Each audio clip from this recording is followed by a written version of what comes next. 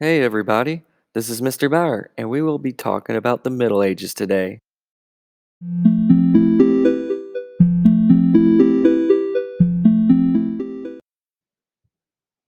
Let's cover the South Carolina State Standards.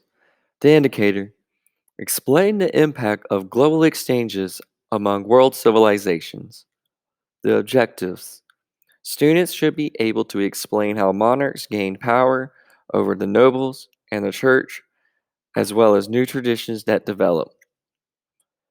Students should be able to explain the exchanges between the French and the English as well. Essential questions: why does conflict develop? How do governments change? Guiding questions: how was the power of kings strengthened?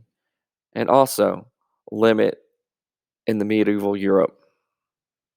How did disputes and wars change societies in Europe during the late Middle Ages? How did monarchs gain power over nobles and the Christian church? And how English kings strengthened their power? Monarchs gained power over the church and the nobles by establishing control over domains, more so building armies, and setting up royal courts and government bureaucracies. Furthermore, they began to exert royal authority over their nobles and the church. In addition, they implemented taxation systems which stated taxes were paid to kings, not nobles.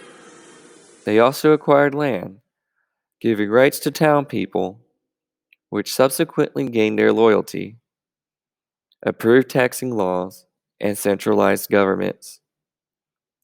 It also developed ties with the middle class. Also, the English kings met up with councils, which eventually became the Parliament, thus strengthening their power. Future kings strengthened finances and law and government, creating the royal treasury to collect taxes and other fees. King John of England increased taxes and punished enemies without trial. English nobles began to rebel against the king. In 1215, the nobles forced King John to sign a document called the Magna Carta. The Magna Carta replaced limits on the king's power. The king could only collect taxes if a group of nobles agreed on it. The Magna Carta also forced the kings to uphold the rights of freedmen, including the right to fair trials by jury. This document started off as a feudal idea, but over time, the Magna Carta strengthened the idea that all people had rights and that the power of the government should be limited. In the late 1200s, the Council of Lords, church leaders, knights, and townspeople gained authority in English society. This would later be called a parliament, an important step towards representative government. What traditions of the government developed under John and later English monarchs? The due process of law developed. The king could not raise taxes without consultation of clergy and nobles. Western Europe at this time was torn apart by political as well as religious disputes for centuries. Powerful European kings questioned the authority of the Pope. English monarchs have ruled areas of France, and France would go to war because French kings wanted to unite French-speaking lands with their kingdom. This conflict between France and England, called the Hundred Years' War, lasted from 1337 to 1453, so it actually lasted for 116 years. In 1429, a French peasant girl named Joan persuaded French leaders to serve the army. The English army captured Joan and accused her of being a witch.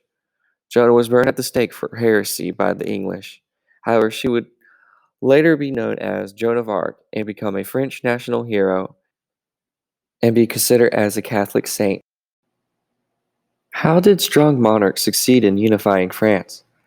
King Philip organized standing armies, introduced a national tax, and quadrupled land holdings. He had government officials collect tax and impose the law. King Louis IX led the Crusades against the Muslims and strengthened French unity. He also ended serfdom and would hear court cases. By his death, France was unified and a centralized monarchy. The East State General was also created, France's first parliament. The first East State was clergy, the second were nobles, and the third represented the common people. Many people criticized the growing wealth and corruption of the clergy. Leaders called church leaders to return to a more spiritual form of Christianity. The king would use people's sentiment against the papal supremacy, thus centralizing the kingdom.